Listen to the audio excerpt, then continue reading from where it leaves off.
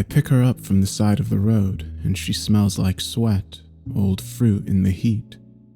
She says she's not a prostitute, she's just looking for a ride east. I tell her I'm not looking for a prostitute. She grins, bares her teeth. Never said you were, she says. We ride in silence. I say I'm headed east as well, to the coast, that she can stay with me as long as she needs, but that's where I'm going. She nods, says she's going in that direction anyway. The AC is broken in my car, and we drive with the windows open, sweat beading on her top lip, her forehead, black locks of hair stick to her face. She sings sometimes, half-completed melodies, songs I recognize, songs I don't. When she forgets the words, she just hums, letting the tune slowly die in her throat. We spend the evenings together, drenched in heat, drinking in bars, watching old movies on motel TVs, lying on synthetic sheets, holding cold bottles of beer against our cheeks. It's unspoken, but after a week we stop booking different rooms, share a bed. After the first time we fuck, we're laying in bed, and she says there's something inside me. It crawled inside me when I was a girl, and I can't get it out. She gets real serious when she says this, frowns in a way I didn't know her face could, pulls her lips together. I can see the tension, can see the fault lines her usual expressions play across and fall silent. She says it's eating her alive, that it sat squat in a pool of her bile and beer and last night's room service, and that sometimes it steals her voice, steals it right from her throat and changes her, uses her words, throws them back up and out her mouth, says it weighs on her, carrying this thing, and that it's like a parasite. We drive a little longer, taking our time, fucking and arguing and playing cards on plastic tables by the side of the road. She tells me about her childhood, her parents, her sister who ran away and came back with a boyfriend and half her teeth missing. She tells me she never drinks before midday, that she can play the violin but hates the sound of it, that once she was bitten by a snake and she shows me the scar. She lets me run my hand over it, the pale knot of skin halfway up her calf. I tell her why I'm going, why I had to get out, what I hope to find on the coast. We talk of the ocean, salt spray and boats, thin clouds over a black sea, fresh fish and lemon. She mimes picking the bones from her teeth. I watch her fingers, long and tapered, the ends of her nails ragged and chewed. Sometimes we lie in bed together and she'll rest her forehead against my back and whisper things like, "I think you were made for me. I think this is how it was always meant to go, and this is where I was always meant to be." Some days she can't get up, says nothing, lies in a fetal position in the motel bed, staring at the wall. She says she doesn't want to eat or drink, and I find things to keep myself busy.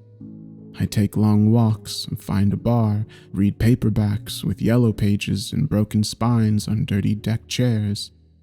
I swim in pools that are too chlorined, pools that make my eyes sting and my skin pucker, pools that turn a neon blue in the midday sun. She said whatever crawled inside her was dark and hungry, and that all she can do is feed it, but that most of the time she's so tired of being a host that she can't do anything. The days spent in bed come more and more, and sometimes now it's a whole week, her knees drawn up to her chest, and I'll come in and find her with her forehead against the floor, or so drunk she vomits hot bile on the pillows. Sometimes when she's like this, she'll say things that make no sense. She'll say that maybe there is no thing inside her, and it's all her, and it's all her brain. That gray lump of matter spasming and seizing in her skull. Sometimes she'll just say that she thinks there's nothing inside her, that she's hollow and empty like a doll. I tell her I love her, that I think I loved her from the moment I picked her up, and she says I thought she was a hooker, that I wanted to fuck her and give her money, and that I hate her, like I probably hate all women. Says that if I could find it in myself to love her, then I could find it in myself to love anyone, like a sick dog shivering on the roadside. And she says that's what I am, a dog who stinks and follows her around and whines at the sound of thunder. She spits, misses. She tells me as I drift off to sleep, a pillow and the floor of my bed, that she's sorry, that she didn't mean it, but whatever crawled inside her took her voice. A week later, she's dead. I find her in the bathtub, and instead of slitting her wrists, she's slit her belly wide open, like a second mouth, the incision red and clean. For a while, I don't do anything. I study the condensation on the mirror, the faint pink of the water, listen to the drip of the tap. The locals verify my alibi. The wounds are clearly self-inflicted. The police are done with it all pretty quick. They can't find her family. We have a small funeral, me and the woman at the check-in desk who smells of lavender and holds my hand and tells me that she was so pretty and you obviously loved each other very much. And even though the words don't mean very much, I appreciate just that someone is saying something to me. That night I cannot sleep. It's too hot. The covers stick to me. The heat feels invasive under my chin, licking at my back between my fingers. And I hear it. Motion. Scrabbling from somewhere. The lights outside barely illuminate the room, but I can suddenly see it. A dark shape pressed in the corner of the room between the ceiling and the two walls. So many legs I can't count.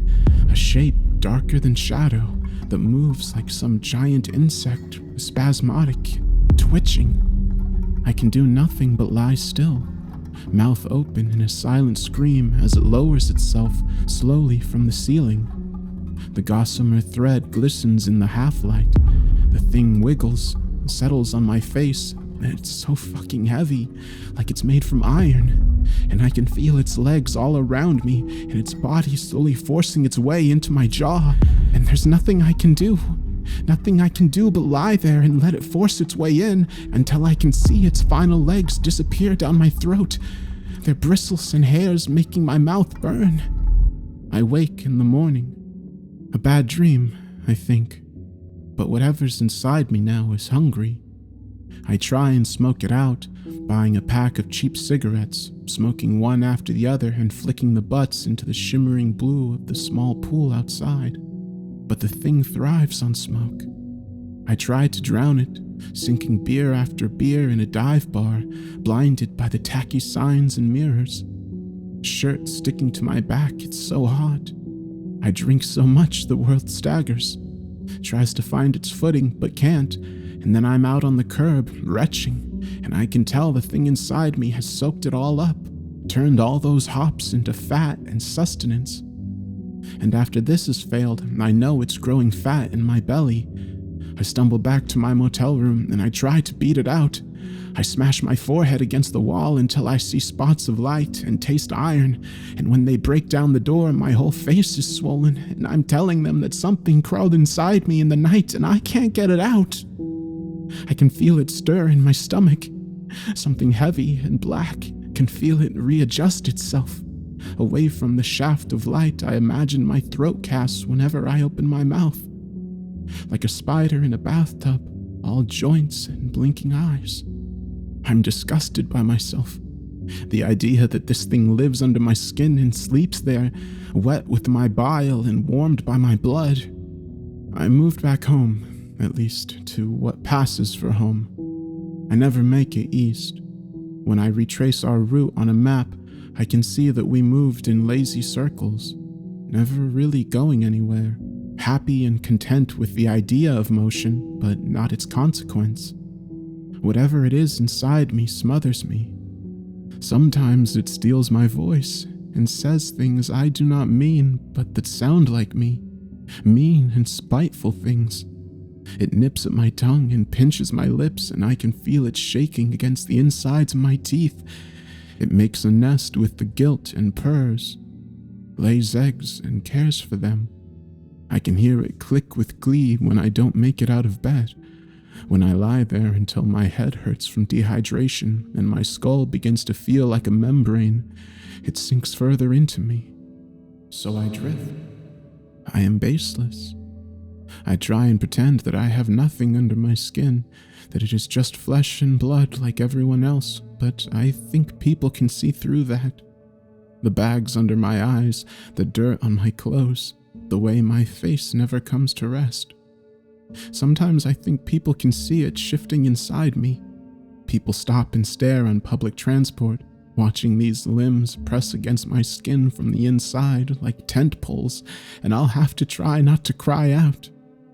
I think I can spot others with something inside them, their silences, admissions, eyes that move too slow. We say nothing to each other, scared that if we acknowledge whatever's inside one another, we'll acknowledge whatever is inside us, and then it will be real, and there will be nothing we can do about that. The colors bleed from the world around me. Everything leaks, drains. They become brittle and shallow and nothing. There is no moment of realization. There is no moment where I am cured. I attend meetings, talk to people, listen, and hear about what crawled inside them, how they feel it, what their darkness eats and likes and thrives on. Some people will not come back.